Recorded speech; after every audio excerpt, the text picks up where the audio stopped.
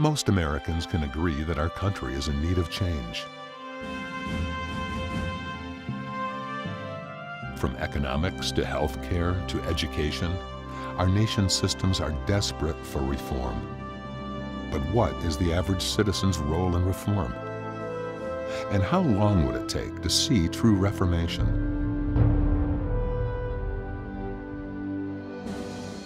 Join historian David Barton as he traces America's history back to the source in Building on the American Heritage. Uncover the forgotten stories, examine the nation's founding documents, and discover firsthand our founding fathers' original intent. Explore the morals and values America was built on centuries ago. Learn the truth of America's past so you can shape America's future. This is Building on the American Heritage.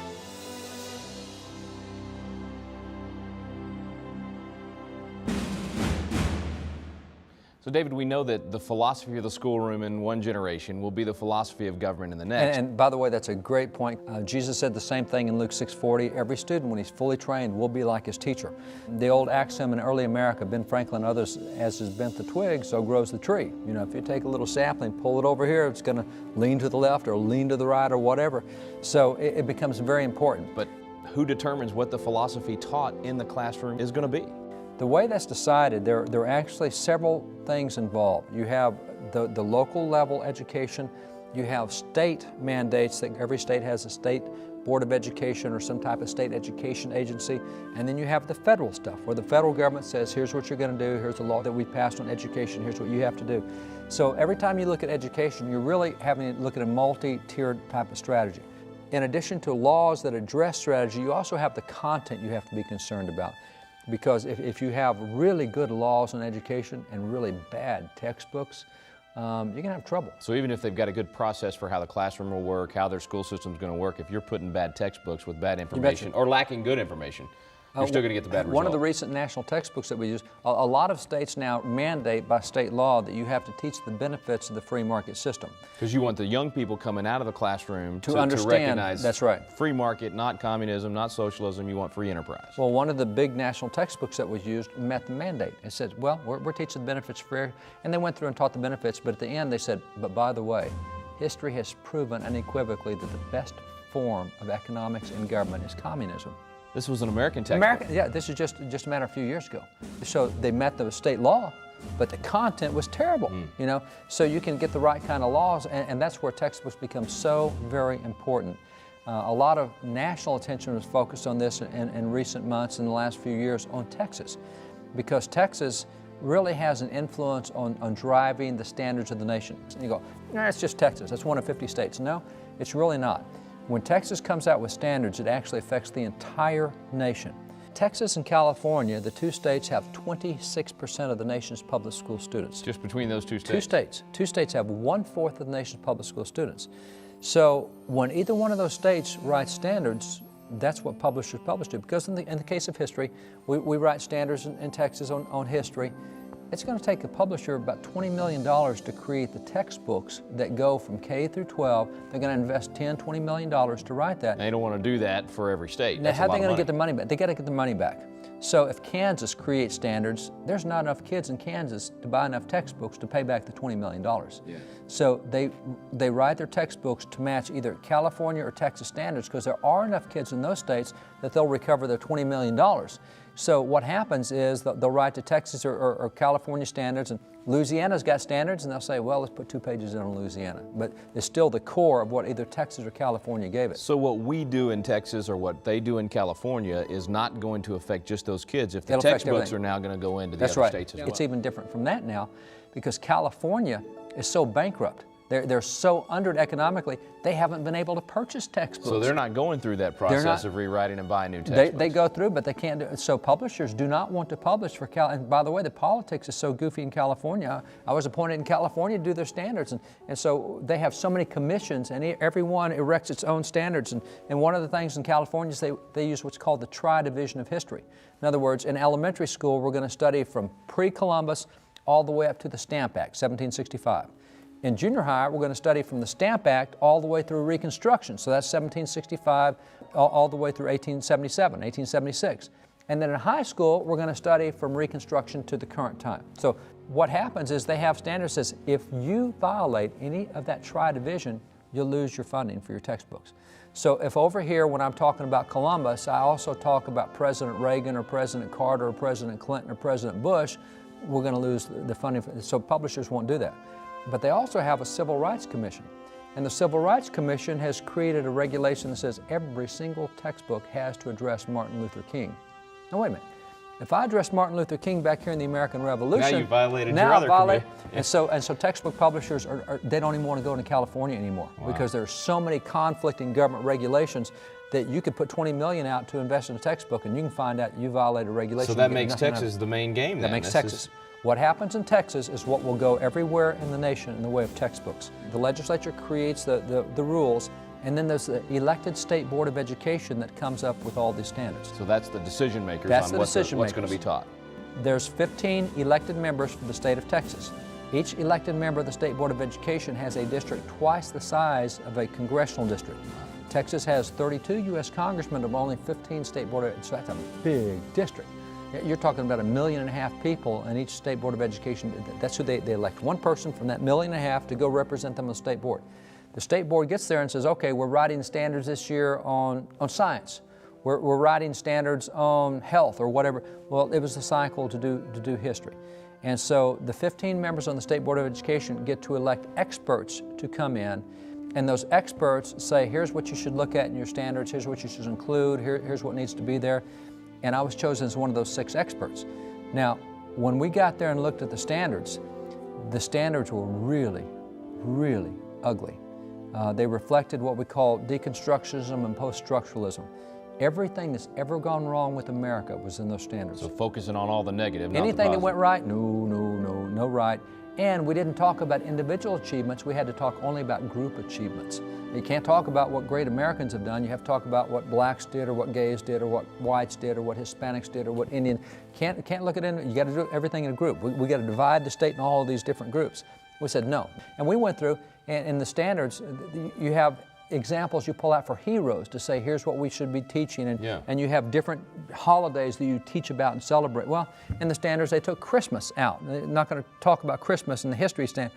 Wait a minute, 72% of the nation it claims to be Christian, and 93% of the nation say they celebrate Christmas, and we're not going to talk about it, but they put the holiday Diwali in. Now, that's a Hindu holiday somewhere. I was about to say, I don't even know what that is. Exactly. But that's what we're going to teach our kids is Diwali, but we're not going to talk about Christmas. And by the way, while we're at it, we're going to take Davy Crockett out of the textbooks. We're going to take Nathan Hale out of the textbooks. We're going to take General George S. Patton out of the textbooks. We're taking Albert Einstein out of the textbooks. These are some of the greatest heroes in American history. Greatest individuals with great achievements. We're taking them out of the textbook. We don't teach our kids about that. We took the Liberty Bell out of the textbooks because they said that's an inappropriate symbol for elementary kids to have a Liberty Bell. Wow. Really?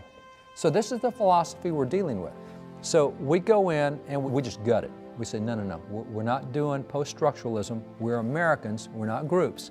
And we're not doing deconstruction. Now, we're going to talk about the negative things that happen, but we're going to talk about the good things that happen, too. And we're going to put a lot of positive heroes out there. And you'll find that so often... What kind of response did you get when you began to bring the rest of that history in? We insisted that we're going to teach American exceptionalism. We're going to teach in the classroom that America is a great nation, and you don't have to go around the world apologizing for America. Yeah, we've done things wrong, but we've done a lot of things right. Yeah. We had protests at the state capitol saying, oh, you can't teach American. You know who led the protest? University professors. University professors who were so into deconstruction said, you can't do that. We also said we're going to teach the free market system because that's what's brought more prosperity in America than anything else.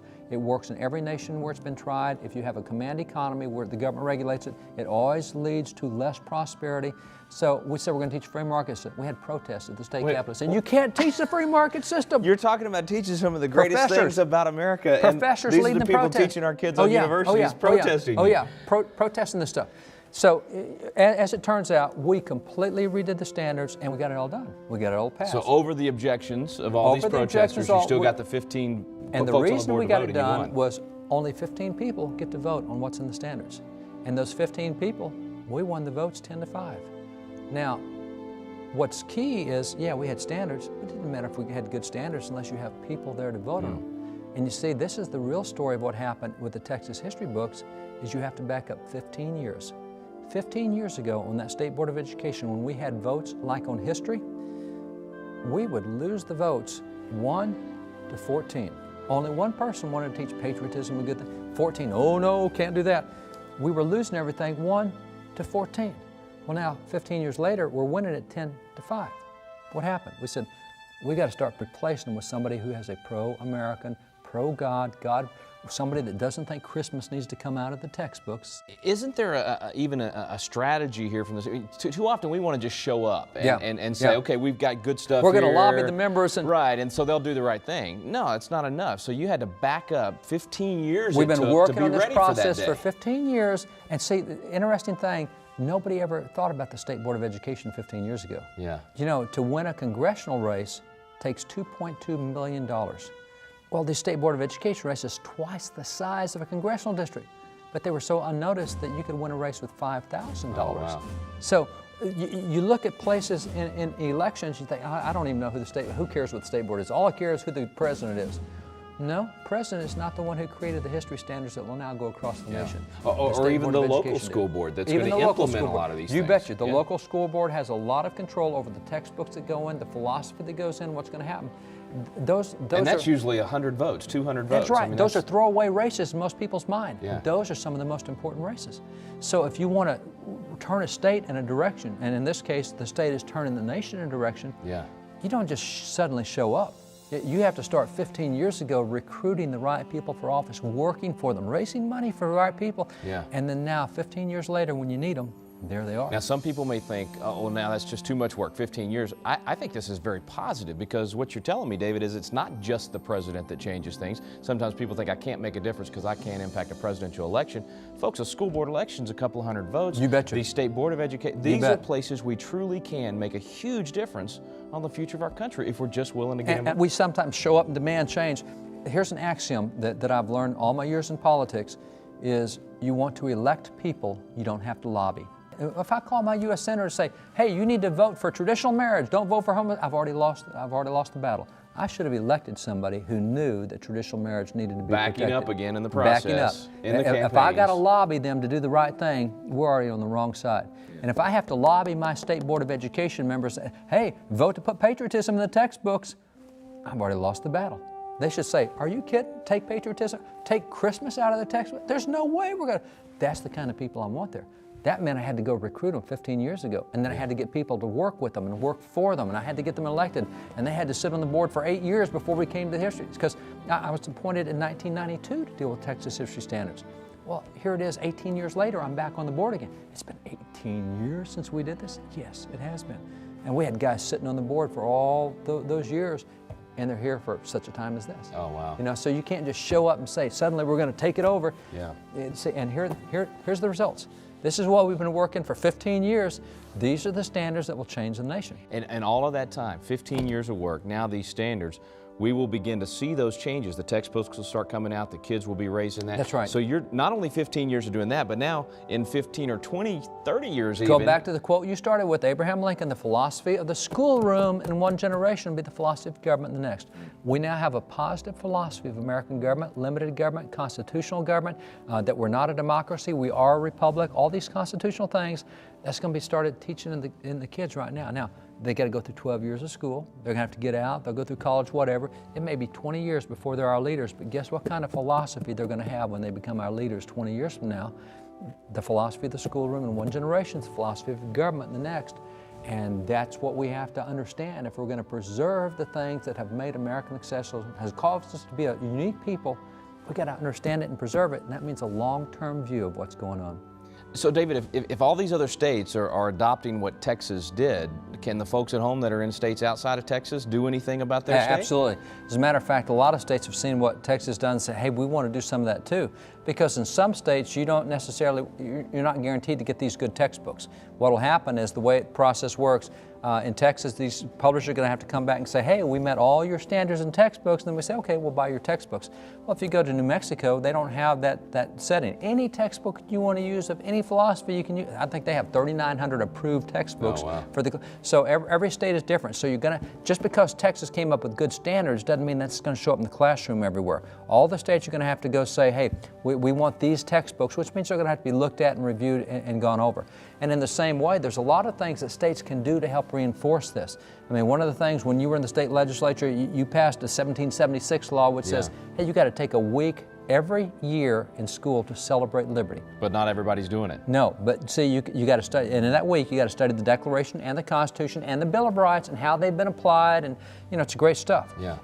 That's a simple law that can be passed in other states. So let's say you're in New Mexico, where that you don't get a choice of textbooks the same way, and you're going to get some crummy textbooks. Hey, just get your legislature, work on getting the legislature to pass that Celebrate Liberty law. I think 13 or 14 states have done it now, so Yeah. it's a good project people at home can do. And even if your state's passed it, you can still go to your local school board and say, make sure you're implementing this. So there's something we can all do. The federal law requires that every public school on September the 17th teach Constitution Day. Hey, go find the good curriculum and tell the school, hey, here's the curriculum, don't use this. And by the way, I'm going to go to some car dealerships and some business. We're going to raise the money to get the kids this curriculum in school. Yeah. I mean, help the school district out. There's a lot of things you can do either in creating policies or, by the way, get elected to the local school board. Then you do get to help select what textbooks are going to end up in the classroom, even though they don't have the same adoption process that a state like Texas would have. So and even in Texas now, this is going to happen again in 10 years, right? Well, not only will it happen in 10 years, but in the meantime, there's a lot of other courses that come up. I mean, they're going to have to do science. Do I care about the standards in science? You bet I care about the standards in science. Is it going to be completely secular, or are we going to look at possibilities that might be intelligent design, which is what 84% of the nation believes? Yeah. And then the standards are going to come up in the health textbooks. Do I care whether we promote abortion or promote abstinence? You bet I care. So even though it may be 15 years before we get back to the history standards again, in the meantime, there are important decisions being made every single year on some aspect of the classroom. And again, the philosophy of the school in one generation, philosophy of government in the next, the way they view their own creation and science, the way they view their sexuality and whether God gave them a body or whether it's something they can destroy with abortion, any of that stuff I care about. And so that's why we got to be involved in this. Doesn't matter whether, I mean, this is public schools, but do I care that every kid in the nation get good information? You bet. They may not be all Christian schooled or homeschooled or parochial schooled, but I want every kid in the nation to have the right information about American founding and American history. And that's why we stay involved for the long haul. It's history this year, but it'll be something else next year, and it's going to be just as important. Okay, David, let's get our first question on education in textbooks. Sounds good.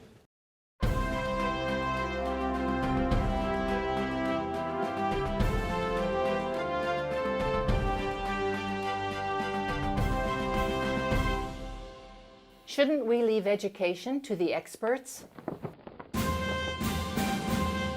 Well, so why should I or any of our listeners be involved if we're not experts on education? Let's go for definitions here. I've got a car that's not working. I take it to the car repair place, the particular brand that it is, the manufacturer, and they work on it a week and can't get it working. I bring it back home. My next door neighbor says, well, I used to work on cars. Let me see what I can do. I've always tinkered with cars. He comes over and gets it working. Who's the expert? Experts should be judged not by the title, but by the fruit that's produced. What are the results? What are the results? What are the results? Now, you have a number of different forms of education across the United States right now. You have public schools, you have parochial schools, you have private schools, you have home schools, you have charter schools, all these different. Let's just take home schools for a minute, because that is the fastest growing form of education right now. It's one of many forms of education. But one thing that is irrefutable is that homeschool kids average 2 to 4 grade levels higher on academic tests than their public school counterparts. So the results are quite Now, good. the problem with homeschools is only 9 to 11% of homeschool parents are certified teachers. So we're talking 90% of these teachers teaching these kids are not certified. They're not experts. They're not experts, yeah. But they're getting 2 to 4 grade levels higher in knowledge. So leave education to the experts. That's not looking real good. We've had it in the hands of experts now for 30 to 40 years. We've gone from being #1 in the world in literacy to number 65 in the world in literacy. In international competitions on science and math, the United States regularly comes in last, next to last, or in the bottom 1/3 consistently. Experts aren't doing it. get away from the names and titles, go back to what works, go back to the results, get the right content, get the right style and format, get the right philosophy of education. It'll make all the difference. Okay, let's go for another question from the audience.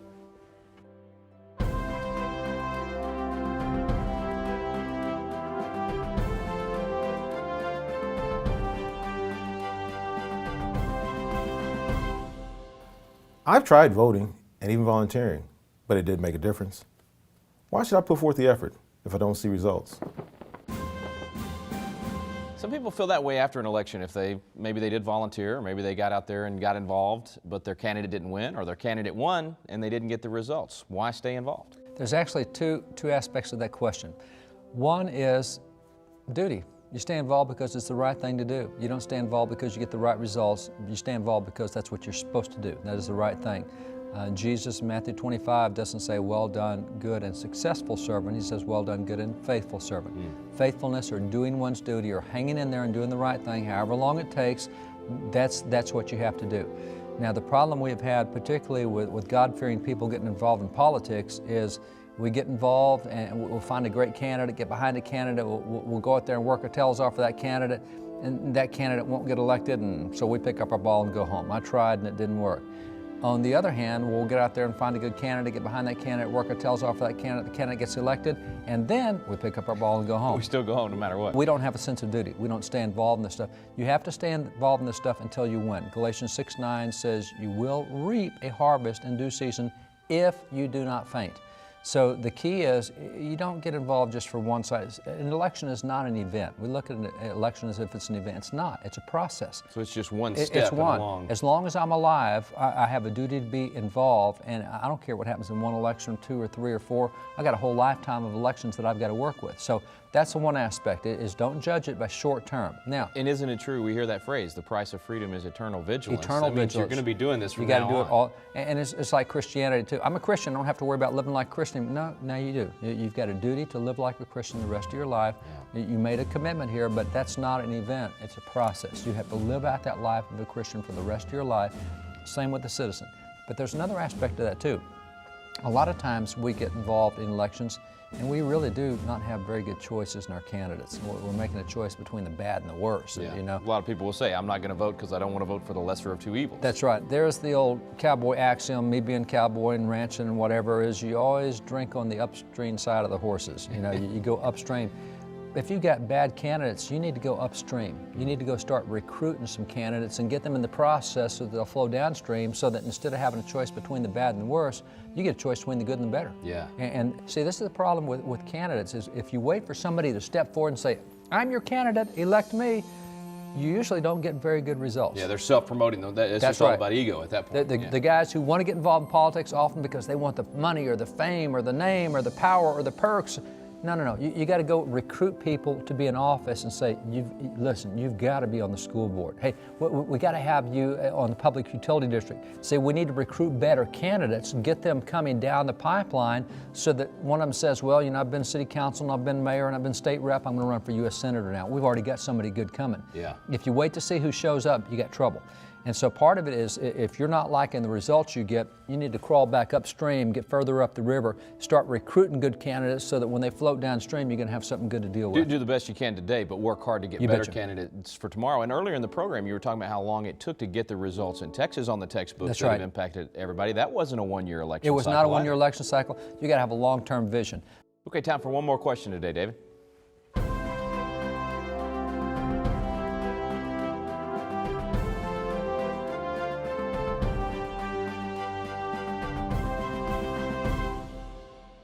Most families in my church either homeschool or go to private school. Why should we even bother with the public school textbook process? I've actually got this question a few times out there, challenging people to get involved in school board elections. They say, well, my kid doesn't go to the public school. Why does that matter to me? Well, let me throw something out. President of the United States, is he homeschooled or not? Oh, I think he's a public school graduate. How about U.S. senators? I can't think of a homeschooled U.S. senator. How about the judges on the Supreme Court? Can't think of any homeschooled. See, the people who rule over us are not homeschooled. That's because 88% of all the nation's students go through a public school. I don't care who rules over me. I want them having the right history and right knowledge, because if you got a bad view of history, you're going to get bad public policy. If you think America is a really crummy nation and that we got to go around the world apologizing for it, guess what kind of policy I'm going to get from that kind of a person? So I don't care whether you're homeschool, I don't care whether you're Christian school, parochial school, public school, charter school, I don't care what it is. You need good history because you may be my leader. So if even if your kids are homeschooled or you're going to private school, parochial school, if 80, 85, 88% of the kids that are in education are in public schools, we need to be focusing on that They're as going to well. produce a lot of our leaders. That's exactly right. You do not live in a world where only homeschool people surround you or only Christian school people surround you. You want everybody to have the right information. This may sound selfish, David, but we're also paying for that public education. I want to get the best return on my investment and have a good product there, whether my kids are going to that particular school or not. You may be retired and you don't have kids at home anymore. You're still paying for that. And that's exactly right. And see, this is one of the things is, I'll leave my kids in public school because I want to be able to change the system. Hey, your kids will never change the system. If you pay taxes, you have every right to get in that system. Your kids can be somewhere else in some other thing, but if you pay taxes, you got the right to make every school board meeting, to leverage every one of those guys, to talk to every teacher. Well, I can't go see the curriculum because I don't have a kid in public school. Yes, you can. As long as you're paying taxes. It's called taxpayer standing. As long as you are paying taxes, you have every right to participate in that system as though you had 55 of your kids in there. I mean, it doesn't matter. So for people who say, man, I want my kids to be missionaries, your kids will never be, those kids cannot change policies in public schools. It takes adults to do that. That's why you get people recruited to run for office in school board or for state board of education or anything else. But just because your kids are in some other form of education, don't you dare think about going and hiding from those 88% that need good policies. You got to be I was just involved. thinking of a good action step too. You mentioned in another program the Constitution Day, and something like 85% or so of the schools are not doing that, and yet it's the federal law that they should do it. In Texas and a lot of other states, we've got the Celebrate Freedom Week where they're supposed to study the Declaration of the Constitution, but a lot of schools aren't doing it. Hey, there's a great thing for you to go to your school board to say, hey, you guys need to be teaching the Constitution and the Declaration. It's the law. By federal statistics, 90% of public schools do not celebrate Constitution Day on the way that the law demands they do it, and that is study the Constitution on that day. So if you're a taxpayer, you need to walk right in and say, hey, federal law, you guys want to be in trouble? No, let's don't do that. Let's just follow the law. Let's teach the kids about the Constitution on September the 17th. There's so many laws that are out there that are so good. You got a school that says, hey, I don't want the Bible here. I'm sorry. Doesn't matter what you want. We've got Supreme Court decisions. We've got unanimous decisions from the Supreme Court, even the liberals in the court, saying you can have Bible clubs in public schools, evangelism clubs in public schools. You can have all these kind of clubs in schools. We got groups like National Council on Bible Curriculum in public schools that'll get you credit courses studying the Bible in public schools. I didn't know we could do that. So that's another good action step then. You could have that. You could be the one that makes that happen. You don't have to have a kid in public schools to get that course in the schools. And so that's something we need to be concerned with. Every kid in America getting the right information historically, everything else, and we can't just sit over here in our lifeboat and watch everything else sink on the Titanic. We got to do everything we can to get everybody in a position where they've got good information, sound information, regardless of what form of education they're using.